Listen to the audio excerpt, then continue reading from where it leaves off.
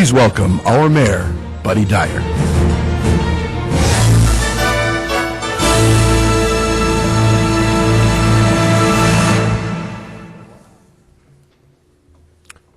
Ready?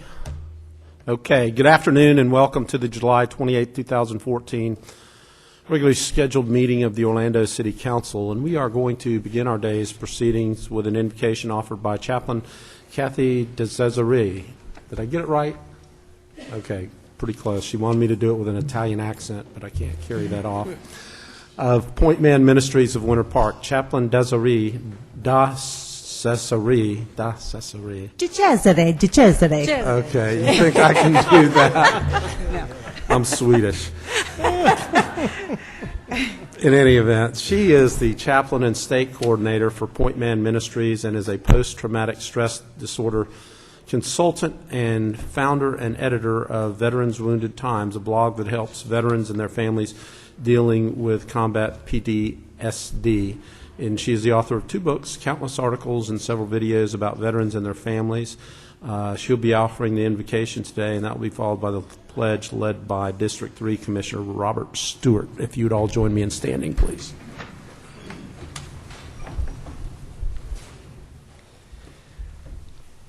I would just like to remind people that if you only read headlines in a newspaper, you miss so much beauty, love, and courage that average people pass on. You can always remember the bad stories, but always read past the headlines for what is possible, what average people do every day, helping others, giving to others, just out of the goodness of their hearts and expecting nothing back. Let us all bring out what is best in all of us to overcome what is worst in few of us. Amen. I pledge allegiance to the flag of the United States of America and to the republic for which it stands, one nation, under God, indivisible, with liberty and justice for all. Thank you, Chaplain.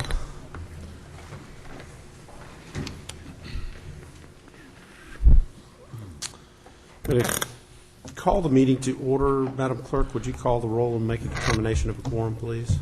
Commissioner Gray? Here. Commissioner Ortiz? Here. Commissioner Stewart? Here. Commissioner Sheehan? Here. Commissioner Hill? Here. Commissioner Ings? Here. Mayor Dyer? Here. Mayor, you have a quorum.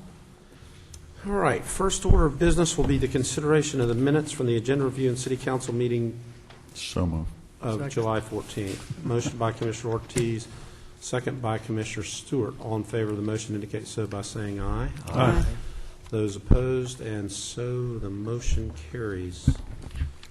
I had not picked up on the fact that we don't have any presentations or recognitions today, so we'll go right into the mayor's update. This morning we had our budget workshop session to discuss our proposed fiscal year 2014-2015 budget and the proposed millage rate. We will vote on that proposed rate, and in September we'll hold our statutorily required public hearings at 5:01. I want to thank Rebecca Sutton and the entire budget team for all of the hard work that they have done over the past, 6 or 9 months. We get to this day not overnight, and there was a lot of work that went into that. And I also want to remind our residents that on our website there's now a budget section, so they can go see all the documents and the preparation for this year's, or for next year's budget actually, and there's a calculator there that they can determine what their property tax bill will be for next year. On items on the agenda, I am incredibly proud of the steps that we have taken, including the implementation of the city's domestic partnership registry that have made Orlando one of the very most inclusive cities in all of America. And I know this council remains committed to equality for everyone and further understands its importance as an economic development tool in addition to fairness and equality. So our community looks to attract talented, creative people. They're looking for communities just like ours, and today we take another step that will allow us to amend our code to include gender identity as a protected category under our anti-discrimination policy in Chapter 57. A couple other items I just want to speak on very quickly. Commissioner Ings, very quickly. Back in 2008, we formed a partnership with Carver Theater Developers and the Black Business Investment Fund to redevelop, or to develop, I guess, the Renaissance at Carver Square. And it was a project that was going to be a mixed-use development consisting of office condominiums, retail, residential, the rebirth of the old Carver Theater, public parking. The Carver Theater developers were going to be the owner and the developer of the project, and with the downturn of the economy, that project never came to fruition. BBIF approached us about the opportunity to repurchase that site from them, and that is a parcel that has been identified in each of our Paramore reports as a cornerstone block for redevelopment. It is near where the soccer stadium is going to be. We own all of the other property on that block, and it is very beneficial that that property be returned to our ownership so that we control that entire block where Fire Station 2 and the Paramore Pond is. So it's a strategic purchase, and it is important as we continue our efforts in the development of Paramore. Also, another item that has been long awaited and long in the making is an elementary and middle school back in Paramore. In 2004, the Paramore Task Force identified several objectives to create and participate in partnerships that would lead to educational success of Paramore's children, and one of those goals was to build a public school in the Paramore community. So through conversations with the school district, we are going to sell them or land swap them some property that allows them to finish out a couple of city blocks west of Paramore, and they're going to create a model school in partnership with the Boys and Girls Club, preschool programs, social programs, and medical staff, and we certainly welcome that in Paramore. And then finally, we have several items on our agenda related to our Orlando venues, and I would like to recognize Jared Saft, president of the Orlando Predators, who is here today as we vote on bringing the Orlando Predators back to the Orlando Arena. Jared, would you stand and be recognized, please?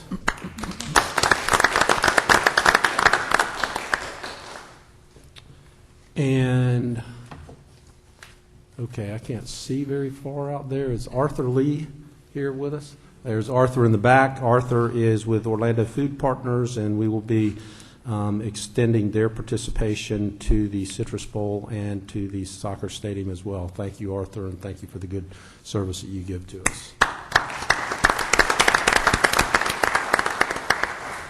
And that concludes my report. We're going to move into the consent agenda. And the consent agenda are a number of items that are acted upon through a single vote of council. We give each of our council members an opportunity to comment, as I did, on individual items from the consent agenda, and also update you on specific items relating to their district. We rotate the order that we do that, and today it is Commissioner Stewart who is first up. Thank you, Mayor. I've got about 30 or 40 minutes of stuff to go through, so I won't do that very quick. I'll do it very quickly for you.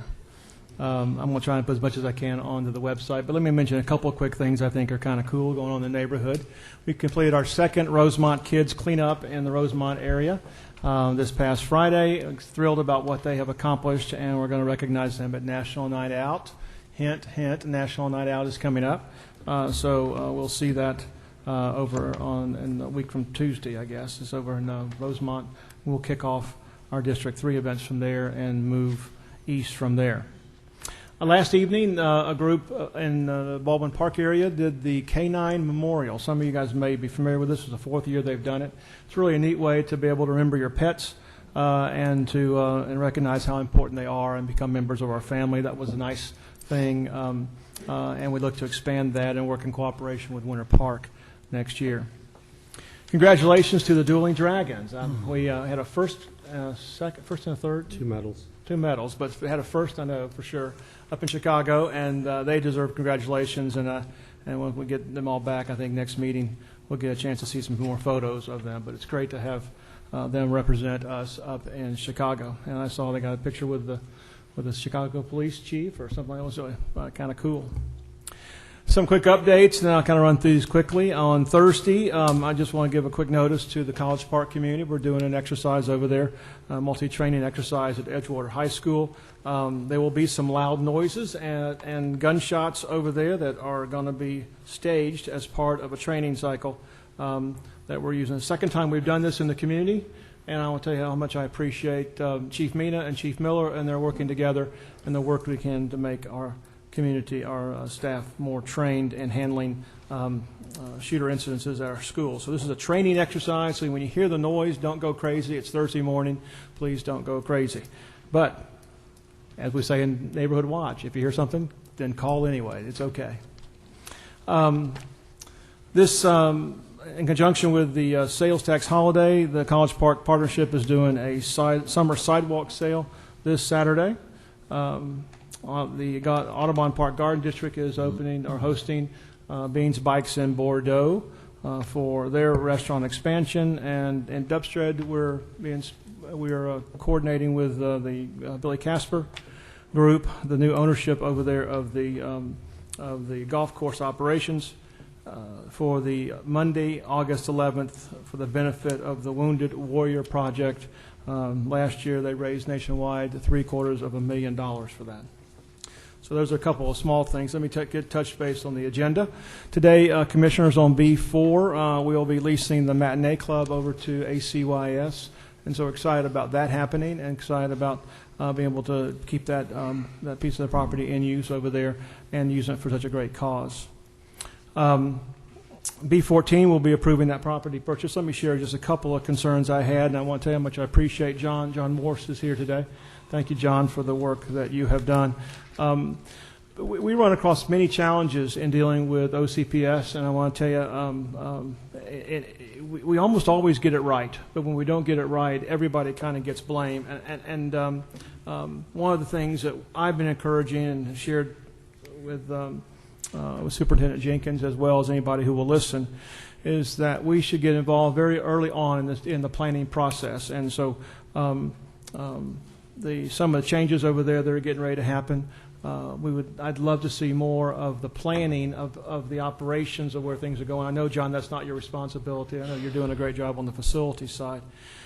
But there's a lot of questions that are unanswered because it seems to be that once one domino falls, the rest begin to fall, and we need to make sure that we're doing our part to be engaged in that. I support moving the school back over to Paramore. That's an important thing for that community. But I also make sure that we support that existing facilities have every opportunity to be used to their maximum capability before they're declared surplus. And so that means I want to look aggressively, much like Commissioner Sheehan will share, aggressively at Fern Creek and with the changes coming up on Audubon Park. A lot of that's just timing and announcing that to the community. And I want to tell you how much I appreciate what John has done in just the last couple of days with sharing some information with me. I appreciate that, John, and feel a little bit more comfortable about where we're going. So thank you very much. We have two small business facades today. The RE/MAX office over at Edgewater Drive. I'm glad to see that came through. I talked to them it seemed years ago. There you go. I kept looking out there. Seems like years ago, but it wasn't that far. But I'm excited about that, and I think you're hosting an event for the community over there soon to share that. And then this one I'll never get right. Chukos, is that right? Close enough? Okay, there's a new kitchen over at East End Market, and it starts with a T and an X. So I don't know how you pronounce TX, but I think it's Chokos. That's okay. Okay, somebody tell me that TX ends up being pronounced as SH. I've never figured that out. Anyway, they're opening up, and that's another small business facade. We're excited about that one. And, of course, the Orlando Preds agreement. I'm glad to see they're back in the arena. I think this will be great for the arena and great for the Preds and great for the new ownership team, so appreciate that. And that's all that I have, Mayor. Thank you, Commissioner. We'll move to District 4. Commissioner Sheehan. Thank you, Mayor Dyer. And first of all, I'd like to recognize Representative Joe Saunders, who's in the audience today. Thank you, Representative, for joining us today. I think I know what item you're here on today. And I'm sorry I didn't even see you out there, Joe. You can always wave. You can't miss Joe. He's so fabulous. Anyway, I just wanted to talk about item A1, which is probably why a lot of folks in the audience are here today. This is a little departure from what we've done in the past. John, I know a lot of you have been asked to come to speak here today. This is actually on the consent agenda, which is awesome, which means we just pass it, hopefully, without anybody having any issues, because this is simply addition to Chapter 57 to codify gender identity and expression as part of our non-discrimination policy. I'd like to recognize Gina Duncan in Equality Florida for being part of this process. And I would like to ask anyone who's in the audience who you're probably not going to get to speak, but if you'd like to stand up and recognize in support of this agenda item, please do so now. All right. Thank All right. Thank you very much.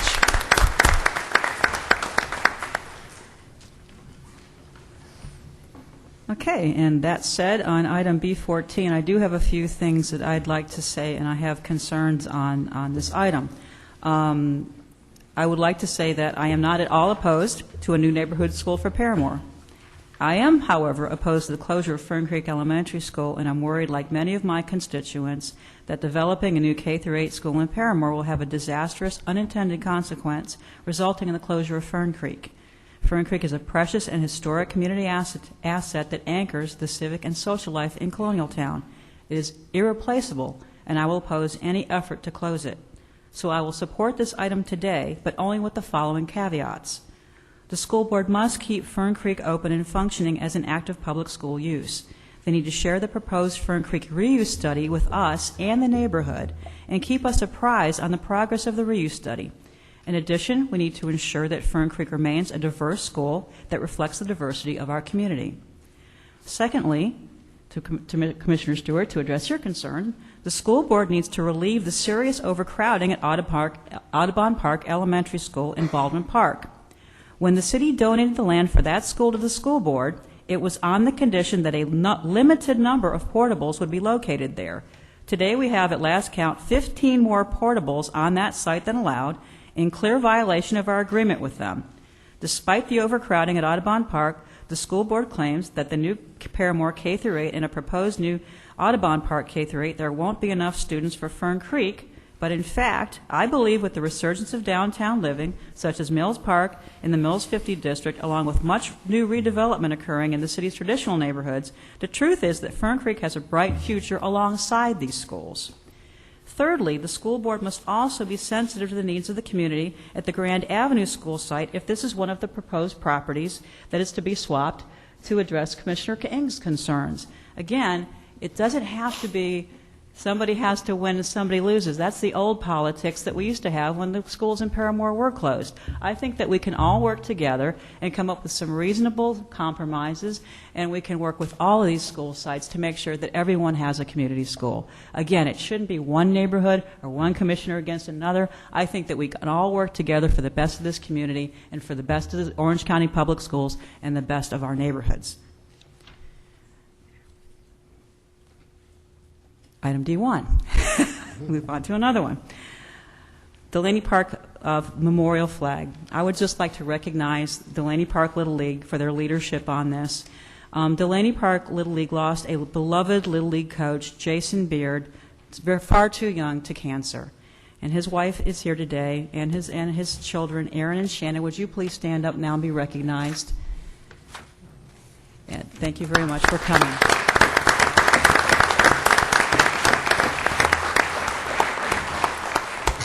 What Delaney Park Little League has done to recognize this wonderful man and community activist and just a great guy is we're going to put a flag at Delaney Park Little League. So, you know, it's very traditional at Delaney Park Little League to do the Pledge of Allegiance and everything, and there's no flag. So now, because of Jason's family and Delaney Park Little League, we're now going to have a flag at that site, and it was all donated by the community in honor of Jason.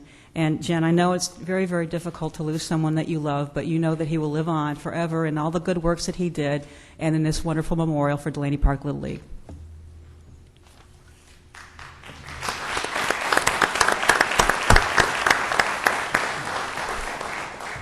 And on item F1, on community development block grants, lots of good things happening, and I'd like to recognize Eric Rawlings for his service for District 4 on this board. Thank you very much, Eric. You understand? So there's a lot happening in District 4 on the agenda today. So thank you very much, everybody, for coming to support a lot of good things that are happening in the city. And that's all I had, Mayor. Thank you very much. Thank you, Commissioner. We'll move to Commissioner Hill, District 5. Thank you, Mayor. I'd like to address item B14, the community school in the Paramore District. And I am with Commissioner Sheehan and also Commissioner Stewart that this is a Orange County public school issue. As far as we don't need to close another school because of we need another school, but I also believe that every school needs their own community school. And I am hopeful that the commissioners agree with me that it's a long time overdue that Paramore has its own school, especially a K through 8. What I foresee is little children walking to school and growing up in their neighborhood school, knowing their teacher from kindergarten to 8th grade. Their parents are able to partake in their children's education. They're able now to go to PTA meetings without having 2 or 3 kids in one household and spread throughout schools here in the Orlando area. I also, when they say community school, we're talking about a school that address mental health programs. We're talking about schools that have adult literacy programs. We're talking about a school that has their own health programs. So this isn't just a school. This is a community school that address many issues socially, economically, in their community. I'm also a product of Fern Creek Elementary that I love so dearly. But what if we had that school right there in Paramore? I think that school will be an asset because now we will be able, and I thought about it, Commissioner Sheehan, where little Johnny's, little Annie's teacher from 1st grade, when that child might have some issues or troubles when she's in 5th grade or he's in 5th grade, can go and pull little Johnny aside and say, you know, I taught you better than this. I believe in you, little Johnny or little Annie. You know, it's more than just a school. It's more than just a school that's coming to that neighborhood. It's a school that will create pride.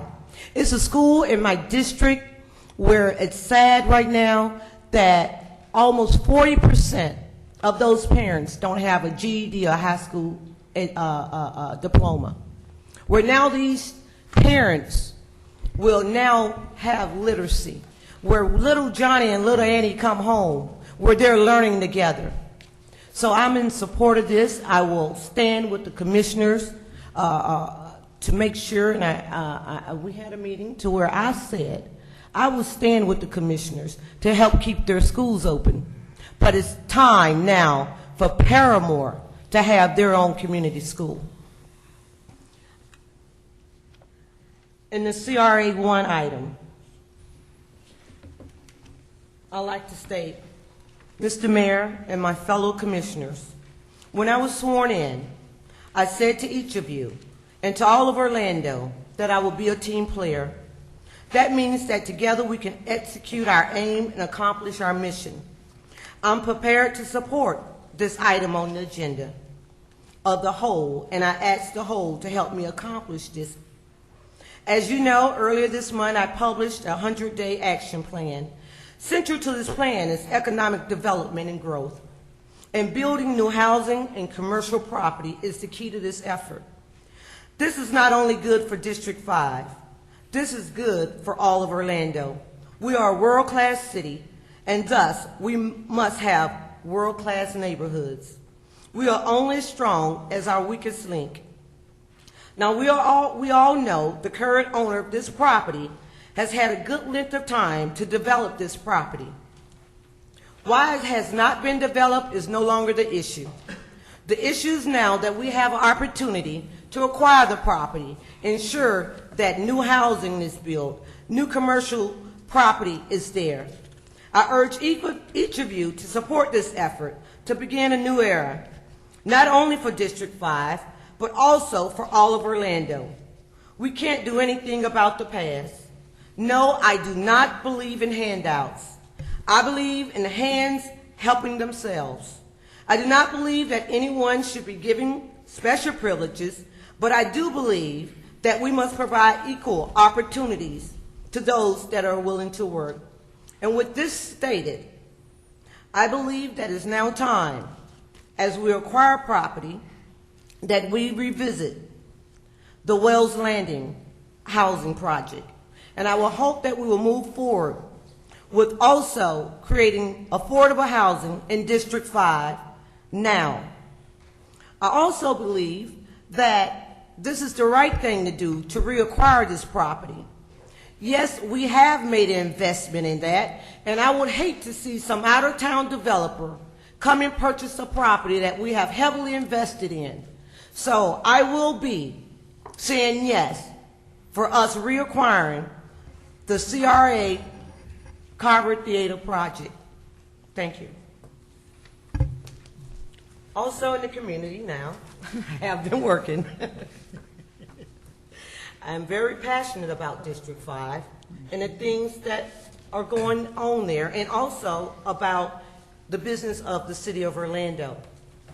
So I'm not coming from an angry tone. I'm coming from a passionate tone, because this is why I'm here, is to represent those of District 5 and also to represent the citizens of Orlando.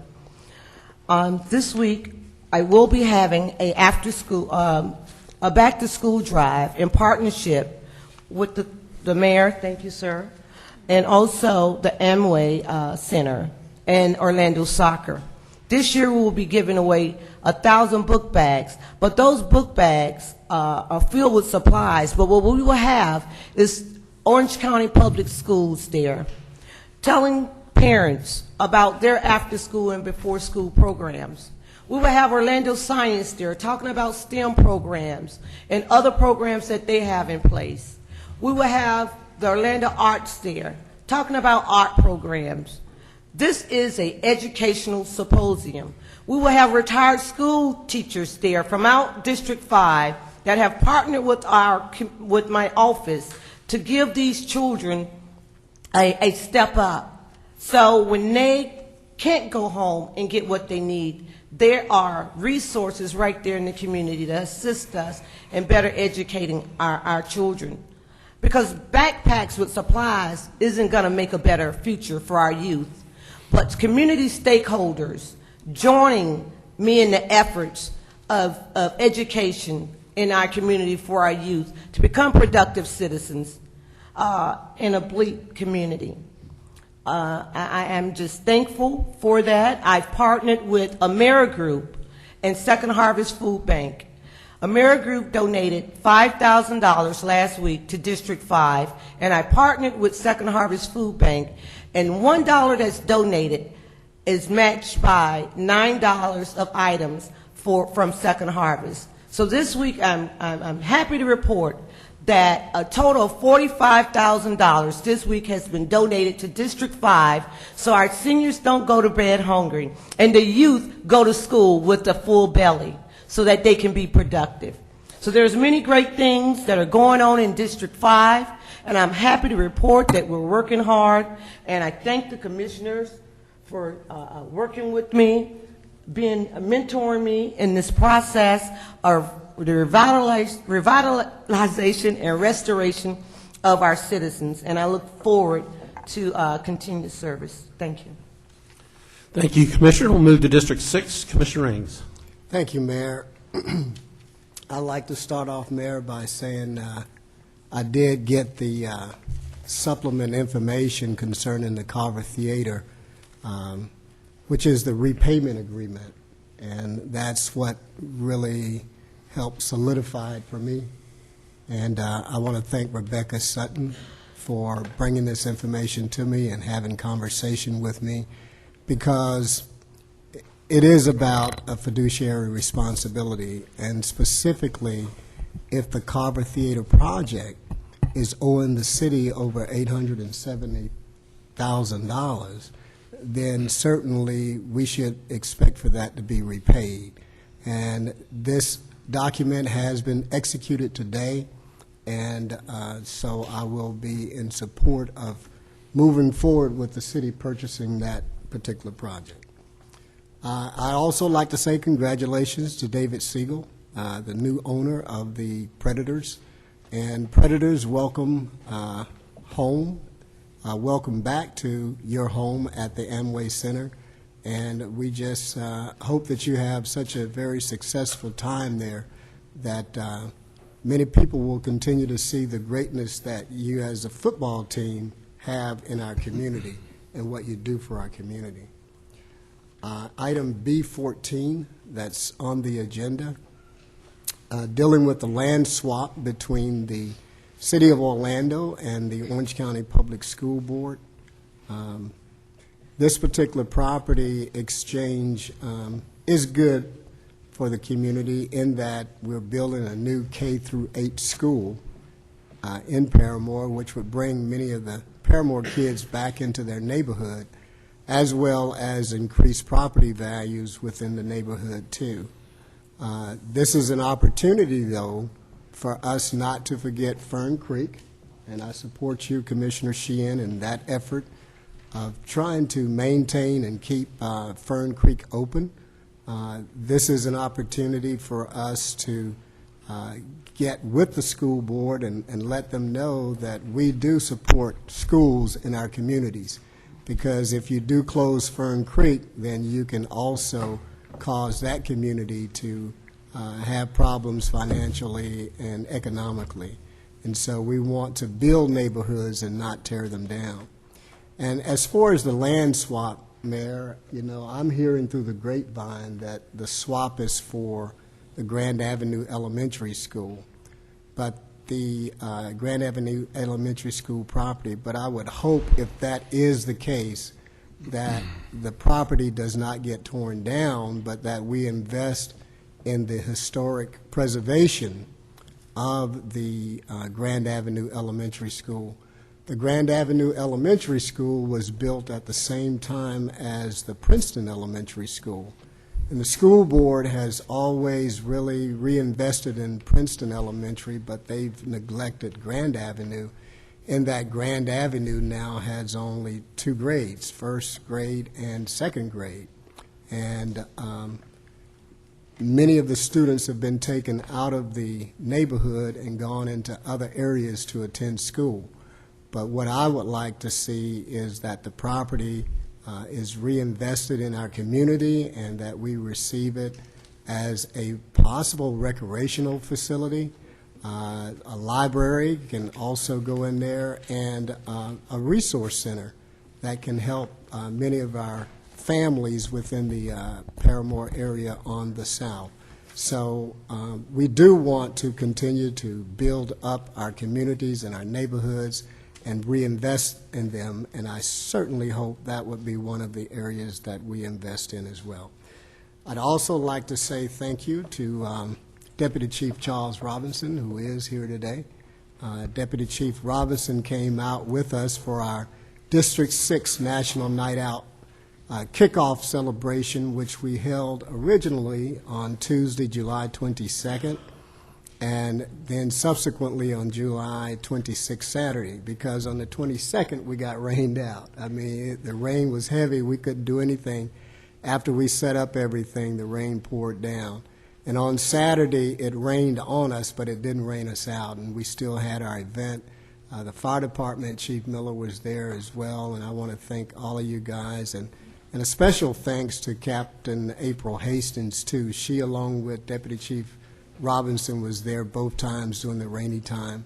And thank you, Georgiana Butler, for all that you've done, because she stepped in when Kia Shafree had left the city to go work for Orange County. So Georgiana stepped into this particular project and really helped it to be a very success.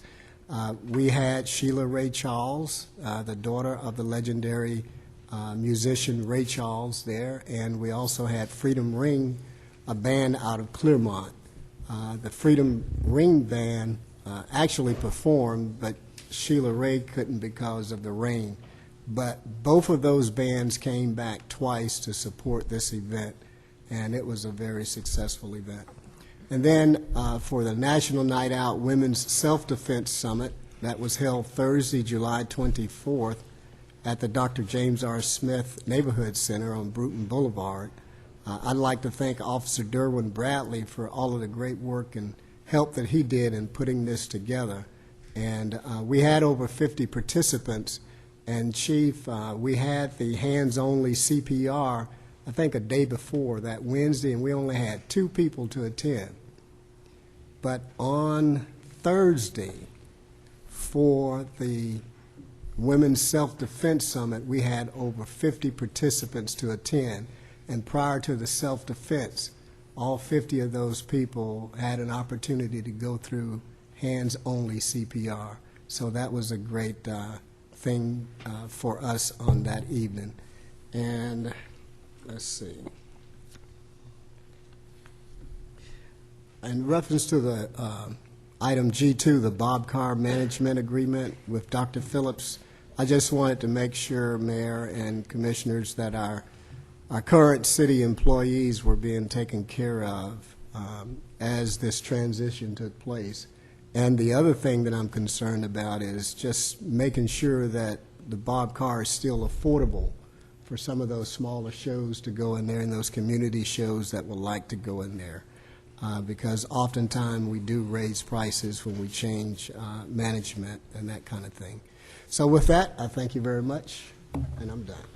Thank you, Commissioner. We'll move on to District 1, Commissioner Gray. Thank you, Mayor. 2 things real quick. First of all, I wanted to thank again our team. On Thursday, we went to Citrus Square, and as I said last time, in conjunction with the Orlando Housing Authority, we were able to put together a new playground for the kids who haven't had one in 20 years. So I want to thank our folks at Parks and Rec, certainly our folks in the Housing Department that help us figure out a way to fund it, and also our folks in Community Affairs. But it was neat to see 30 kids who don't have a lot of great things going on in their life getting a new playground that they haven't had in 20 years. So those poor kids sat out there in the heat. They couldn't wait to hear what they were going to get. So it was a neat thing, and I want to thank our team for doing that. I want to talk about the agenda in one item, and that's item B11, the proposed millage increase. I wanted to weigh in on this. I haven't said a lot. There was a lot of talk about it this morning, but I think it's an important enough issue. And, Mayor, I don't say a lot, so if I go over a bit and preach, be gentle with me because I try to pick my spots. But this, to me, is a real key issue for our city. You know, my perspective in this is certainly not just as a taxpayer and as a council member, but I'm involved in a business, and on the commercial side, our company pays over $3 million in taxes to the city. So I've got, as they say, I've got skin in the game. So I have an interest in how we run our financial affairs. And as you've heard before, I do tip my hat to not only our financial group for monitoring and accounting and auditing all these issues, but as important to our staff who deliver these services. Because, look, at the end of the day, we're doing the same thing here that I do every day in the private sector, and that is we're charged with delivering a value proposition. People pay us a fee or they pay us a tax, and in return for that, they want a bundle of services. And it's our challenge, I think, up here to make sure we continue to deliver that value proposition. And it's obvious to me going through this budget issue for now the 3rd time that we do a very good job on the operational side. I will tell you, I've said it before and I'll say it again, when you look at our departments and how they manage their budgets, they do an exceptional job. And we talked this morning about how we have some constraints on the revenue side, but for us to continue to do that, I'm kind of looking over to the left-hand side of the audience because that's where a lot of our department heads are. And I want to, first of all, thank you, because at the end of the day, we make the tough choice, and we might get beat up a bit for making those calls. But I recognize at the end of the day, you've got to deliver it through you and your teams. Every day you have to implement these changes. And we're always recreating ourselves. And we do that in private business. And so I'm confident, and I want my constituents in District 1 to know that I'm confident that we have the right team to deliver that value. But there is a caveat, and I want to make sure I also share that with my constituent District 1, and that is it's not just a cost exercise. You know, value propositions on both sides. You've got to do revenue and you have to do costs. And in order to control costs and implement and still deliver the same kind of resources to our taxpayers, you need to have good people. And so I want to make sure, at least from my seat here, I look at my department heads, and I hope you share with your teams. I'm committed to making sure we have good people and that you get the resources and the compensation you deserve and you need, but also recognize I think it's appropriate that we're going to hold you to a high level of service. And if you do that, I'll be here fighting to get you the resources you need. And if you're not up to that or your team members aren't up to that, that's okay. We owe it to the taxpayers to find somebody that is. So we know it's a little tough right now. It's not easy changing the way you do business, but I think we've got to continue to recreate ourselves just like we do on the private side. And the final thing I'll say is a challenge to my teammates up here. We have to do our part. I think every time we decide we're going to spend some money, it's important that we challenge ourselves to say, hey, are we fulfilling this value proposition? Are we giving folks a bang for their buck? And if we are, we should do it because we need to continue to grow the city. You've heard me say that before. We're not going to stand still because that's not how we get to the city we want to be. But we do need to do it with some discipline, and that's what I would challenge my teammates up here to make sure we help the staff. But I'm convinced we can do it. We'll find new ways to do business. And so thank you for what you've done and what you will do. But I'm convinced the millage increase is appropriate. But it's not the end. It's just the beginning. We've got to continue to find better ways to do what we do because we know there's revenue constraints. So with that, I will be supporting B11, and we'll pledge to continue to work with the team so that we can continue to deliver the services that our taxpayers expect us. Thank you, Mayor. Thank you, Commissioner. And we'll move to District 2, Commissioner Ortiz. Thank you, Mayor. Let me get the items of the district first, but let me welcome the Predators also. Welcome home. I'd like to take a moment and give special thanks to the following OFD personnel who assisted a very special case this past weekend. I was at the Englewood Center, and this family had a car that burnt, and we didn't realize, but this family had been living in the car. So they were stranded, homeless, and this particular team, which I'm going to mention, their names, not the family, of course, they went above and beyond their call of duty. I'm very proud of them for what they did. They make sure that family were not only taking care for a place to stay. They finally went through Red Cross and found a hotel. They were going to stay there for 3 days until they found something else. And they also provided them food because these kids, 3 kids, bless their hearts, had not eaten anything since lunch. And they had had lunch because of the school. They had nothing else. So this is one of those situations where you really know the kind of officers you have out there on their hearts. I want to go ahead and commend Lieutenant Bausan, Firefighter Stilp, Firefighter Semidi, I believe is how you pronounce it, and from Tower 11, Lieutenant Turan, Engineer Cordero, Firefighter Caltagirone, and Firefighter Petrov. Where you get all these Russians from? They really went above and beyond. They stayed with that family, and it was one of those situations that really moved you because nobody knew. And these kids and their mom were there at the center utilizing the facilities and trying to take advantage of these services that the city provide that people don't see every day.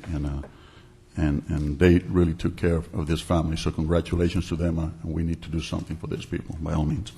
On July 15, I attended the Englewood Senior Program Morning Out Against Crime celebration. I had a great time with these seniors, as always. I want to thank Georgina Butler, who's always ahead of the game, and my liaison officer, Eddie Rosado, for planning this great event. Speaking about National Night Out, everybody knows on August 5th, we're celebrating National Night Out against crime in our city. This year has a very special meaning for our district because our Englewood Park neighborhood won the second place, and the mayor will be visiting Englewood Park and the chief and Chief Miller. So we're waiting to this great event, and we're going to be visiting all the different parties all around the district. my deepest sympathy, and I mean it, to Mrs. Jean Matassa and her family in the loss of her son and my friend Pete Matassa. I attended their funeral services past Saturday. Pete served in the U.S. Marine Corps and was very involved in the community, in the Englewood Park community. He's will definitely be missed. He was a great supporter of the whole community. He was always there for the community. We started our District 2 Inner Workings of Government Academy. It's going really well. It's funny how you think everybody knows anything and everything that has to do with government, and when we get to the nitty-gritty and we start explaining some things about federal government, state government, county, school board, and city, people sometimes don't realize how these different entities work together. And to their surprise, they start understanding the why behind the decisions we make. So I'm very glad we started this academy, and people are very enthusiastic about it. I also want to thank our staff, and mayor and commissioners, and celebrate that our Englewood Community Center is getting a new playground, a big playground with some CDBG monies, and that's because of you guys and our staff, as always, looking out for our kids. And in reference to the agenda, B11, as Commissioner Gray was talking, in reference to how our staff has worked, and I want to commend our staff because I can be a real pain when it comes to asking questions about the why of this, the why of, and I'm always bogging them because I have a community that is very conservative, and we're very conservative. You can tell, or you don't know my history with the council for the past 6 years. I'm very conservative when it comes to money issues. But this is one that we have looked for every resource. We have exhausted, our staff has exhausted every means out there to see how we can really bring down, be able to accomplish our mission with the least of effort in terms of increasing any taxes or whatnot. And this is really needed. If you expect the same level of services, law enforcement, firefighters, the after-school program that our kids get, our community centers, the garbage pickup and all this. We have to do certain things, and this is one of them. And we have been able to eliminate, or not eliminate, but provide with lesser personnel. And we have come to that point where we can no longer can cut anymore in those terms. I want to commend our staff because I know they have been working really hard on this. But I need for the community to understand what is at stake here. And this is not an effort of just the staff here. It's an effort of the community. We need your support. We need you to understand. We need you to call us so we can explain the why, the reasons behind this. And so I will support this millage increase. Another item that I am supporting is this CRA item number 1. And that was another one where I ran our staff crazy, asking them questions about the why. And I believe some of the items that came out to the media were, for whatever reason, they were misunderstood. We did buy this item, this particular piece of land 10 years ago, but the sale of the land is not the whole piece of land. It's just is a segment of it, and we sold it for a greater price. Well, 10 years ago, that area was not as developed as it is today, and the value of the property has increased. And there are some other developments that have given the area a much greater value. So the amount of money we're utilizing to buy this property is in accordance to what the rate is out there. We're not doing any special favors. As a matter of fact, I've heard about some people saying that of some monies that were lended to the BBIF, they're paying those monies back. So it's not about doing any favors. It's about what is right. In addition, as the mayor said before, and some of the staff have said, it's critical that we acquire this property.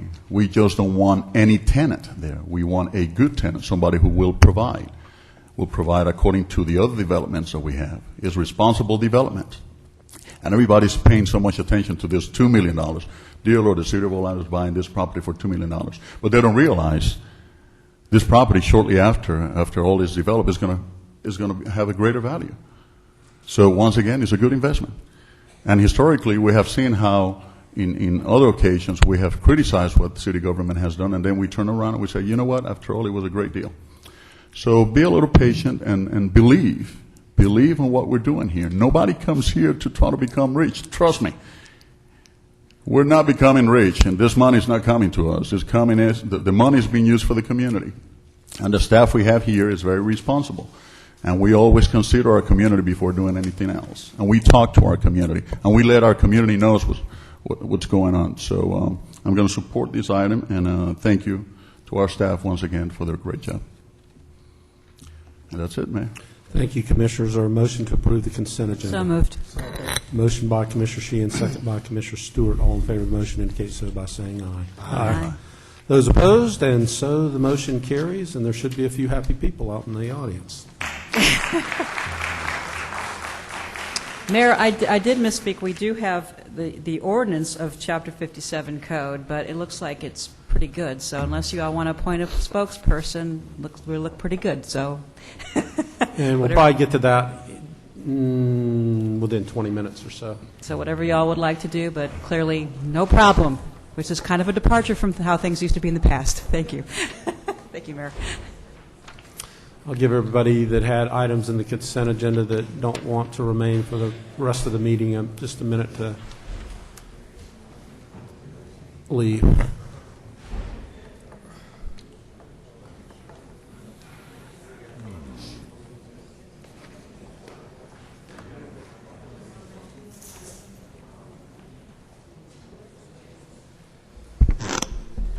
Okay, without objection, we're going to recess the City Council meeting and convene the CRA meeting.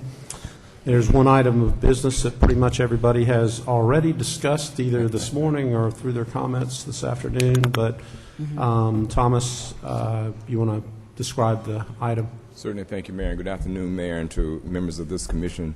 Our sole item of new business today, as the Mayor just indicated, is the purchase contract between the CRA and Carver Theater Developers, LLC.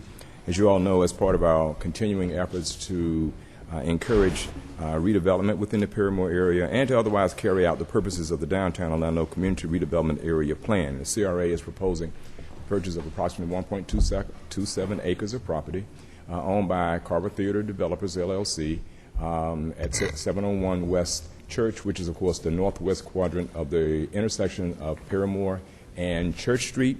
The agreed-upon price is $2 million, which is consistent with the CRA and the city's estimate of fair market value, and further is consistent with recent acquisitions in the immediate area for the MLS facility.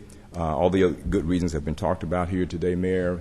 I would add that, of course, this ensures, as you have said, that this property will be developed, should be developed complementary to and supportive of the MLS Stadium, and this further enhances our sports entertainment district, which is developed along West Church Street, and further complements, but also very, I think, importantly, protects the investment that we have made, that you have agreed to make in that facility, the MLS Stadium. So for those reasons and others, staff is requesting approval of the attached purchase contract between the CRA and Carver Theater Developers, LLC, and authorization for the chairman and the executive director of the Community Redevelopment Agency to execute such purchase contract substantially in the form attached, and authorization of expenditures from the Downtown Orlando Community Redevelopment Area Trust Fund in the amount of $2 million.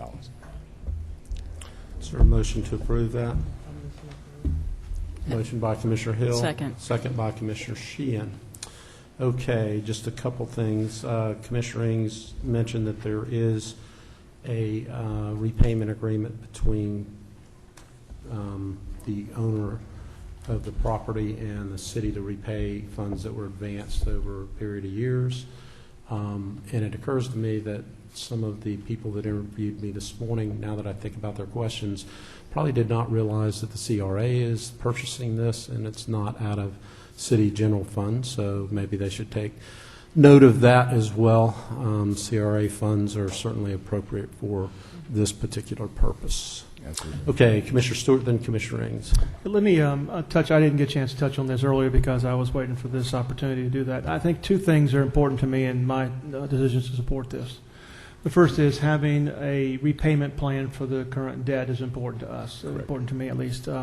we're not, we have really kind of a separate transaction. We have a transaction of the sale of the original property and a transaction of the development of that property. They really are not tied directly, as though it's at the same location. So we're going to get repaid back on what we've advanced when the project, since the project is now out.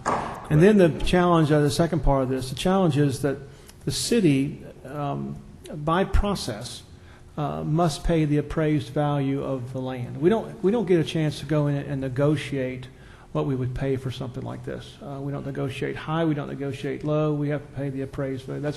That's probably rightly so. So the idea that we sold it for $14 a square foot a while back and pick it back up for $35 has very little to do with the actual land value as what people may perceive around it. It has to do with what the appraised value is. And so we're kind of stuck. If it were $28 or $22 or even $19, we'd pay whatever the appraised value is for that property. We just haven't got a choice of that, really by ordinance or by at least by policy at least.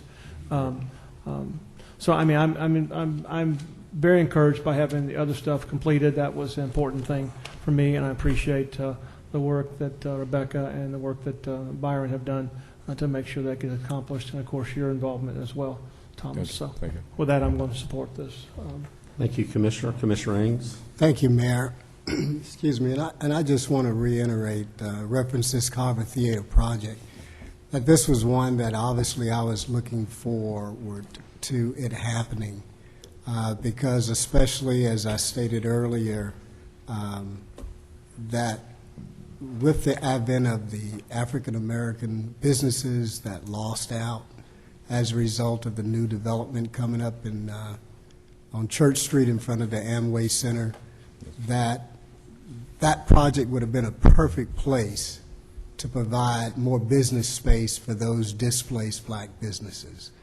And having a minority firm to actually go in and develop this property was key to me as well, because they were investing in the community. Because the project did not go through, I'm really disappointed, because I would have hoped that the BBIF would have at least spoken to some of the commissioners or representatives here in the city. As a matter of fact, I put a phone call into Inez Long, the executive director, and this is probably about a month and a half ago, and I haven't received a phone call back, and I'm really disturbed by that. And at the same time, too, I hope that the city would really look at this as another opportunity for a black investment firm to come in and really develop this particular piece of property, as well as the Wells property at Paramore and Connolly Street, the old Paramore Village property. Sure. Because, again, we need housing and we need businesses.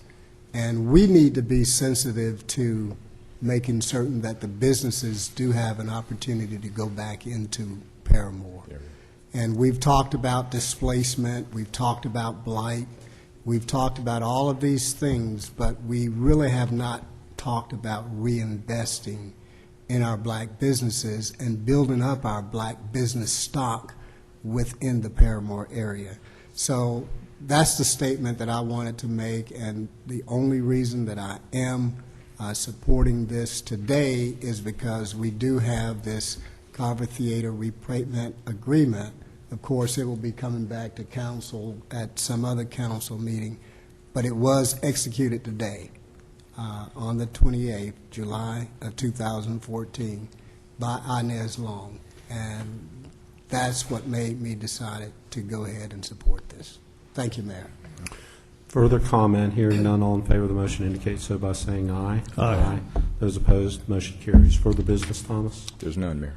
There is none. Thank you. Then we will adjourn the CRA meeting, and we will convene the Neighborhood Improvement District Board of Directors meeting, and their We have one item as well, which is approving the proposed Downtown South Neighborhood Improvement District millage rate of 1.0000.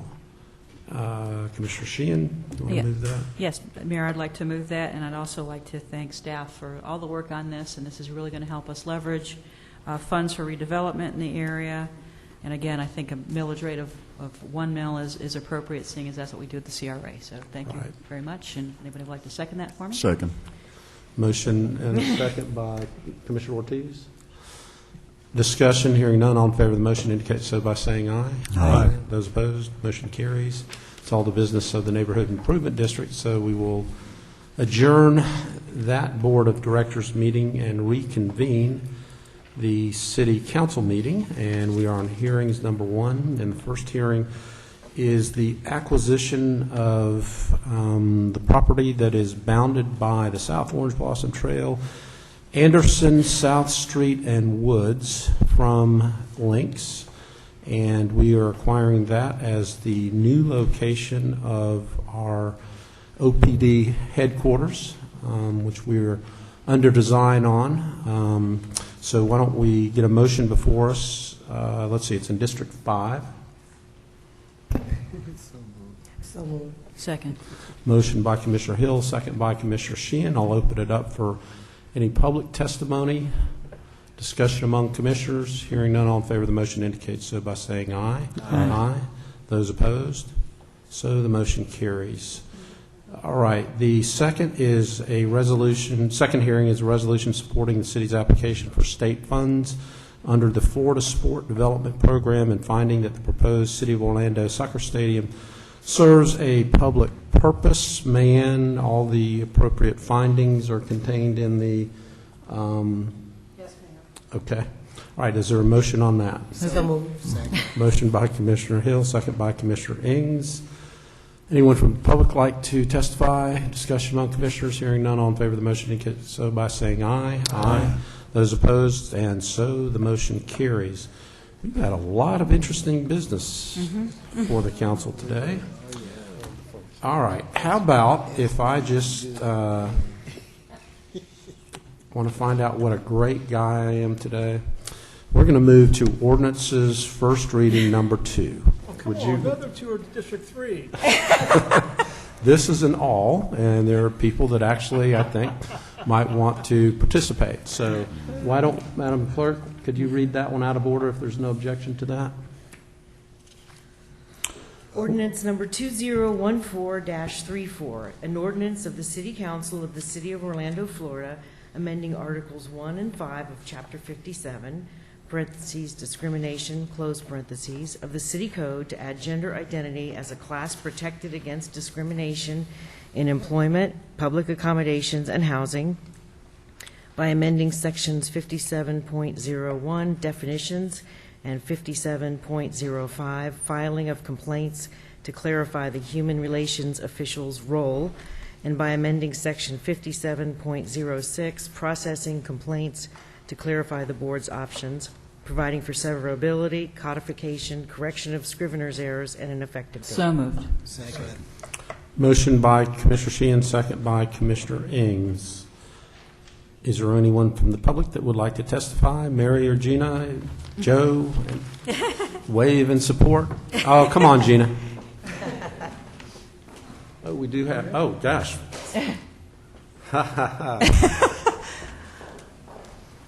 Although you could always wave and just be supportive, since it doesn't appear to be a lot of, I know that as someone from the GLBT community, I know we're accustomed to having 8 hours of testimony and having a bunch of people against us.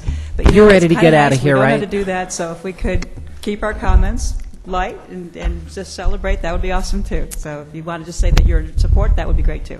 Well, we will do that, and I will certainly just note that there is a number of people that have come here to speak. We will limit that, and certainly limit that in words of gratitude and thank you. Mayor Dyer, Commissioners, I'm Gina Duncan, Transgender Director for Equality Florida, the state's largest LGBT advocacy organization. And quite frankly, we're not used to the smoothness of this proceeding, and we thank you for that.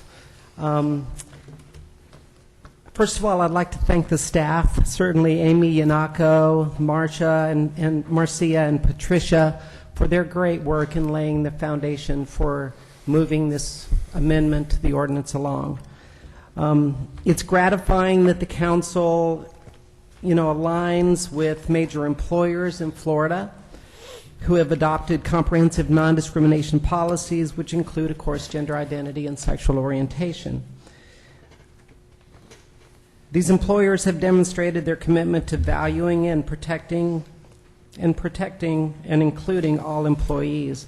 These companies are highly respected for their commitment to creating a safe and productive workplace, and for all individuals, including providing protections regardless of sexual orientation or gender identity. Many of these corporations comprise our Equality Florida Means Business Advisory Board. And I think it's important to note that these major corporations include corporations such as Winn-Dixie, Wells Fargo, Florida Blue, Symantec, CSX, C1 Bank, Carlton Fields, Morgan Stanley, to name a few.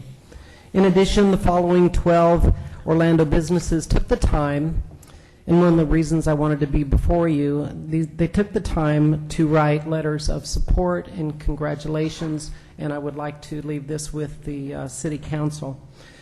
These companies include JLM Marketing and Promotions, the Michael Murray Foundation, the Veranda, Jones, Petrick and Associates, Neighborhood Rogue, Wells Fargo, Jayco Design, BHC Consulting, Clear Channel, Joanne Polly Designs, law offices of George E. Carr, and Falk Research and Associates. These employers set the standard with comprehensive policies, and by doing so encourage others to promote diversity and inclusion and to strengthen Orlando's reputation in recruiting and retaining a talented workforce. I did want to make this point, however, and I'm sure you took this into consideration in moving this forward. It cannot be overstated the highly personal aspect of this amendment. Being transgender is not a choice, and the need to live a true and authentic life is a difficult and perilous journey. For many transgender people who transition on the job, everything that we hold dear is at risk. Our families, our friends, our jobs, our quality of life. As you might know, the suicide rate in the transgender community is alarmingly high. By passing this protection, you are truly saving lives. Within the transgender community, there will be one more person who will not lose their livelihood. There will be one more person who will not lose their ability to provide for their families and who will not decide to take their own life. We live in rapidly changing times, which include the emergence of the transgender community.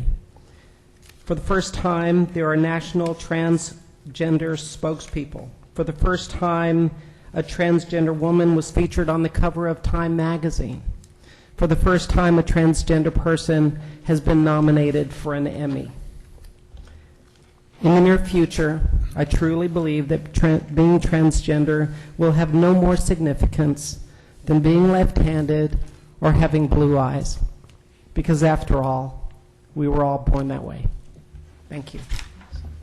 Thank you, Gina. I do have 6 other appearance request cards. If I don't want to deprive anybody of their opportunity to speak, if any would.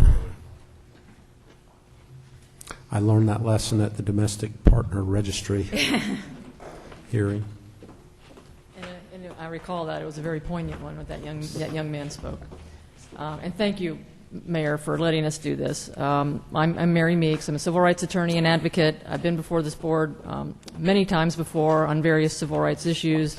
I've worked with Mayor Dyer and his staff in implementing many of those issues. I spoke here back in 2001 when Orlando was one of the first to add sexual orientation to its human rights ordinance. It was a far more contentious issue back then. Certainly, Commissioner Sheehan, I think you're the only one up there now that was still up there back then, and I know you recall how horribly ugly it was as you stood so tall for the community back then. And unfortunately, at that time and in those circumstances, we were not able to add gender identity and expression to the HRO. So I did want to stand here today and say just how happy and proud I am to be able to be here today, to be part of this, and to thank all of you for taking this step forward to include gender identity and expression in the city's human rights ordinance. And I think the good news is that we can all celebrate is that although there may still be some fringe elements in our community who actually still advocate for discrimination, the difference is that today, in 2014, any reasonable, compassionate, and fair-minded person doesn't listen to those voices anymore. Those voices used to have an audience, and they don't anymore, and I think that that is great cause for celebration. And so I thank this board for sending that very unequivocal message that those hateful voices are not welcome here in this chamber, anywhere in this city, or anywhere in our country. I also wanted to use this opportunity to thank this board as well for recently having voted and having submitted an amicus brief in support of the lawsuits that are challenging Florida's same-sex marriage bans. Since you did that, there have been 2 court decisions, one in Monroe County and then just Friday in Miami-Dade County, in a case in which I'm one of the attorneys representing the plaintiff couples and Equality Florida. Late Friday afternoon, you probably heard, but if not, the court ruled in our favor on that issue, striking down the marriage ban, and that decision in multiple places cited specifically to the amicus brief that was submitted by the City of Orlando. So I wanted you to know that you, and in the courtroom as well, it was the argument that was made on your behalf was so well received and discussed, and it absolutely had a very positive and significant impact in both of those cases. And so I want to thank you for doing that. Sometimes things are symbolic and sometimes they really make a difference, and this really made a difference. So I just want to finish by saying, as a civil rights lawyer, I can tell you that it has been personally painful for me over the years to get the phone calls and the contacts from transgender individuals in our community who have been discriminated against, who had been fired from their jobs, who had been kicked out of restaurants, who had been denied service and other public accommodations, who'd been denied housing and all those things that do happen. And I can tell you they happen because I received those calls. And I would have to tell them, I'm sorry, there's nothing that I can do to help you. So again, I want to thank you today for changing that here in Orlando. Once we get to the second hearing and it becomes official, when I get those calls, I will then be able to say, thanks to the Orlando City Council, I can now help you. They have taken that step to stand up, to protect you, to defend you, to embrace you, and to give all of you the rights and the protections and the dignity that you all deserve and that you need. So I want to thank you so much for doing that. Thank you, Mary.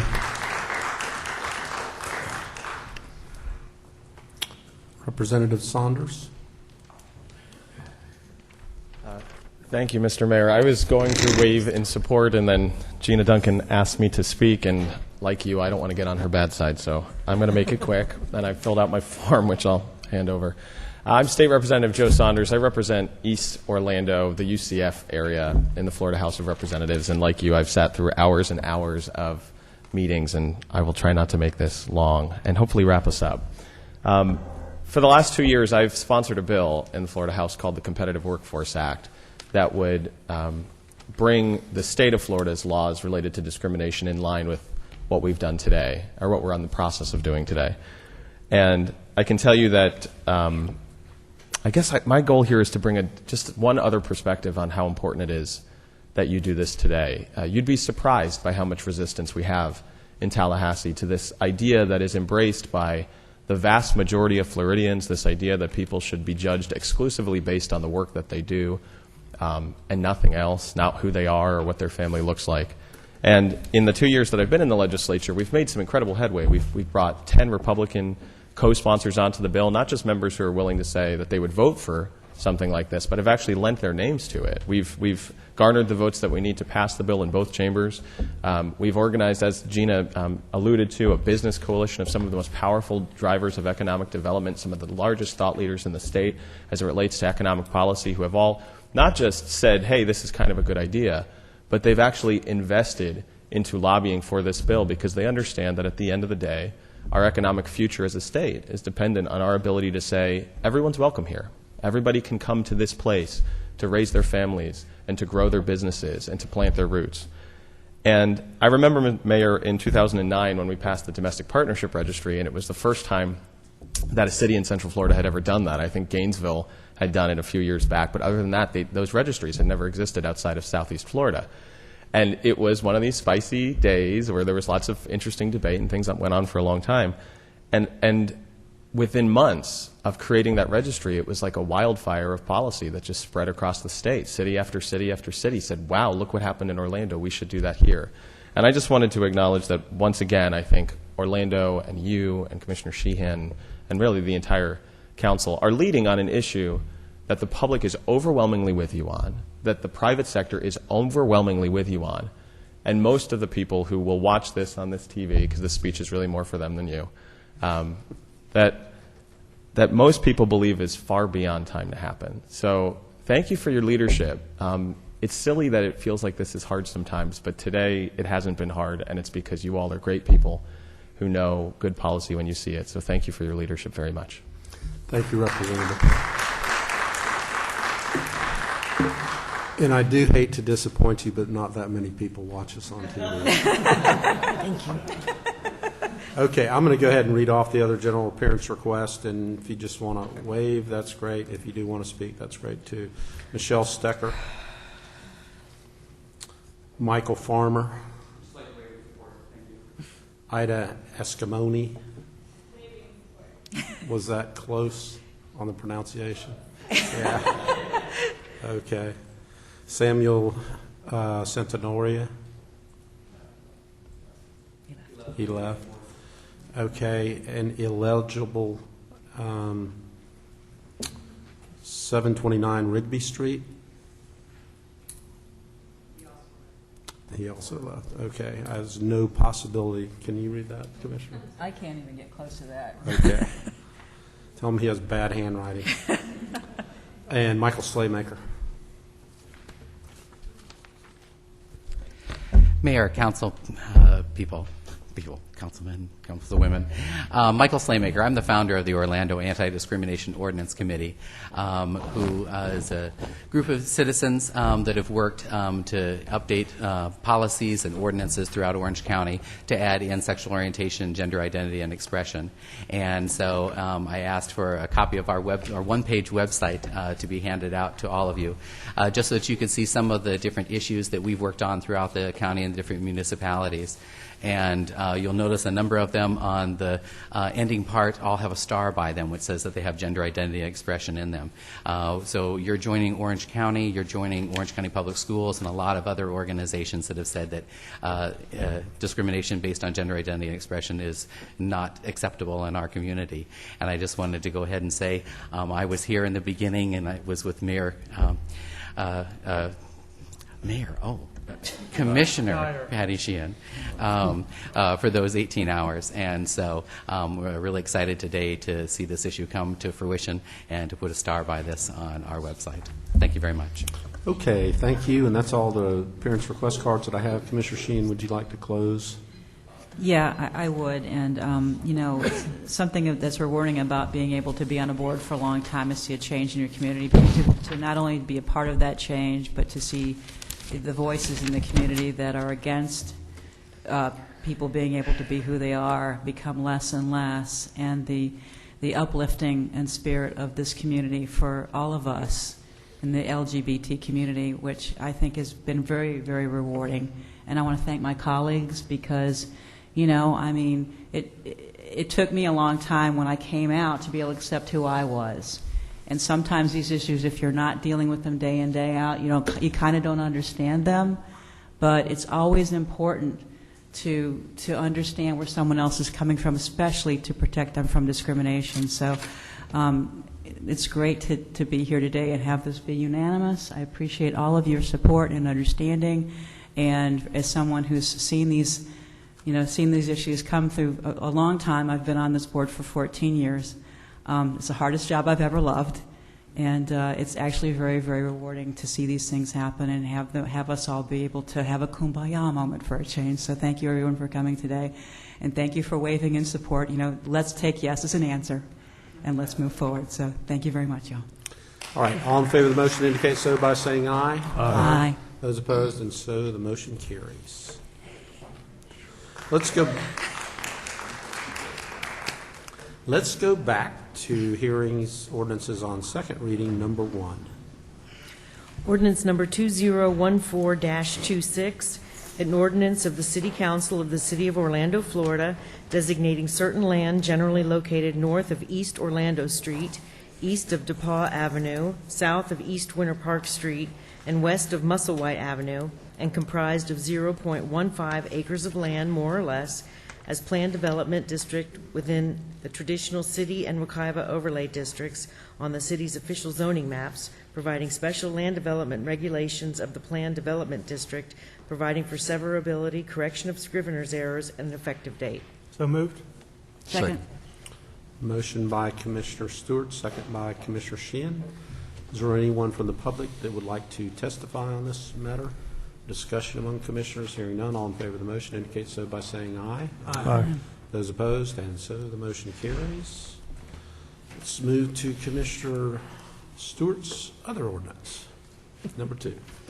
Ordinance number 2014.25, an ordinance of the City Council of the City of Orlando, Florida, annexing to the corporate limits of the city certain land generally located north of Josephine Street, east of Pinelli Street, south of Beach Boulevard, and west of Old Cheney Highway, and comprised of 0.0995 acres, more or less, providing legislative findings and for the revision of the city's boundaries, providing for severability, correction of scrivener's errors, and an effective date. So moved. Second. Motion by Commissioner Stewart, second by Commissioner Ortiz. Is there anyone from the public that would like to testify on this matter? Discussion among commissioners. Hearing none, all in favor of the motion indicate so by saying aye. Aye.